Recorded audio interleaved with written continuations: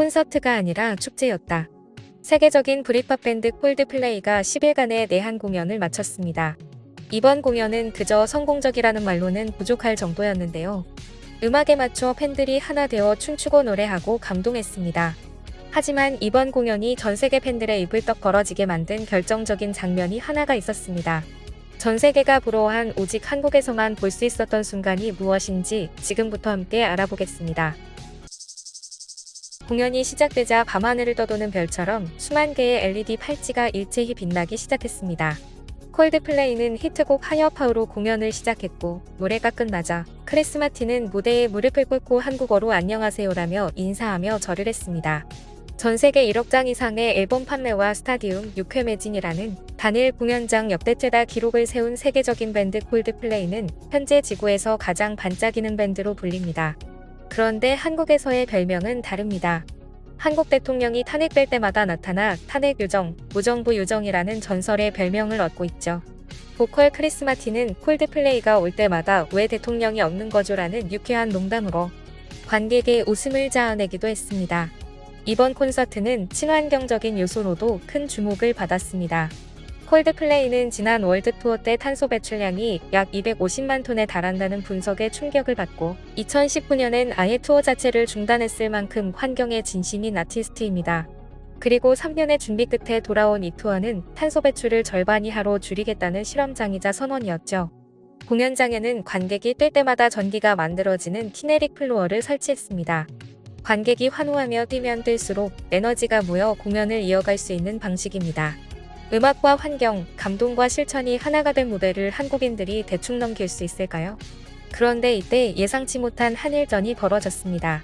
콜드플레이는 환경을 생각해 공연 때마다 관객에게 LED 팔찌를 나눠주고 공연이 끝나면 회수하는 친환경 프로젝트를 진행 중인데요. 놀랍게도 공연 전 이 팔찌 반납률을 도시별로 공개하면서 전 세계 팬들의 자존심 경쟁이 시작된 겁니다. 그리고 전광판에는 일본 도쿄가 97%로 1위로 떠올랐죠. 이를 본 한국 팬들은 조용히 결심합니다. 일본이 이기는 골은 못 참지. 팔을 걷어붙인 관객들의 반납 전쟁이 시작됐습니다. 이 뜨거운 팔찌 한일전은 과연 어떻게 펼쳐졌을까요? 다음날 콘서트에서는 서울 회수율이 무려 98%, 전 세계 1위를 기록합니다. 이후 18일 공연에서 팔찌 회수율 98%, 다음날 공연에서도 99%의 높은 회수율을 보였습니다. 그런데 여기 갑자기 중국이 끼어들었습니다. 공연에 온 중국인 인플루언서가 콜드플레이 한국 콘서트에서 팔찌 회수율을 떨어뜨리자고 라이브 방송을 켜고 선동을 시작한 건데요. 혹시 한국 가서 공연을 보는 중국인들은 절대 팔찌를 반환하지 말라고 큰 소리로 떠든 겁니다. 인플루언서의 영상을 본 중국인들은 한국을 반드시 꼴찌로 만들겠다. 나는 팔찌 박스째로 들고 도망갈 거야. 한국이 1등이라니 믿을 수 없다. 중국에서 했다면 우리가 1등이었을 텐데. 우리가 책임지고 한국을 회수율 세계 꼴찌로 만들겠다. 다들 힘내자 짤짤요라며 난리가 났습니다. 중국인들이 왜 한국 콘서트에 와서 이 난리일까요? 사실 콜드플레이의 공연은 세계 어디에서 개최하든 미국, 영국, 프랑스, 러시아, 인도 등 다양한 국적의 관객들이 탔습니다. 그런데 이번 한국 공연에서는 유독 중국인 관객이 많았죠. 아예 중국인을 태운 관광버스 행렬이 매 회차 줄지어 들어왔을 정도입니다. 중국인들이 한국까지 단체로 와서 공연을 찾는 것은 콜드플레이가 중국에서 공연을 하지 않기 때문입니다. 콜드플레이는 중국과 직접 대립한 적은 없지만 지난 2008년 베이징 올림픽 당시 우리 음악을 절대 쓰지 말라고 선언하며 음원 사용을 거부했고 그 직후 발표한 앨범 비발라 비다는 티베트 탄압에 대한 항의 메시지를 담은 곡으로 해석되며 중국 정부와의 간접적인 거리두기를 이어왔습니다. 그 결과 콜드플레이는 지금까지 단 한 번도 중국에서 공연한 적이 없습니다.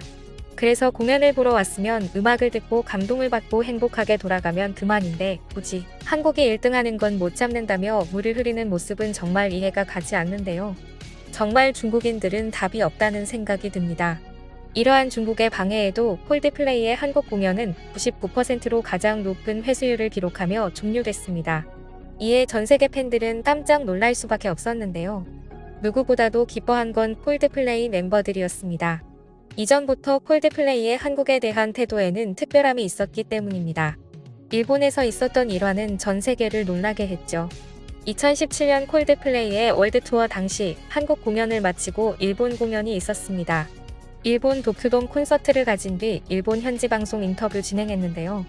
일본 니혼TV의 인기 프로그램인 수키리에서는 크리스 마틴과 존 버클랜드를 초대해 인터뷰를 진행했습니다. 일본인 진행자는 며칠 전 있었던 도쿄돔 콘서트를 염두에 두고 이미 답을 정해둔 듯이 최근 가장 행복했던 순간이 언제였나라는 질문을 던졌습니다. 그러자 존 버클랜드가 먼저 한국에서 공연했을 때 가장 행복했어요. 처음 가봤지만 정말 놀라웠습니다. 정말 좋았어요. 특히 관객들이 환상적이었죠 라고 대답했습니다. 크리스 마틴이 이어 한국 관객들 최고였어요.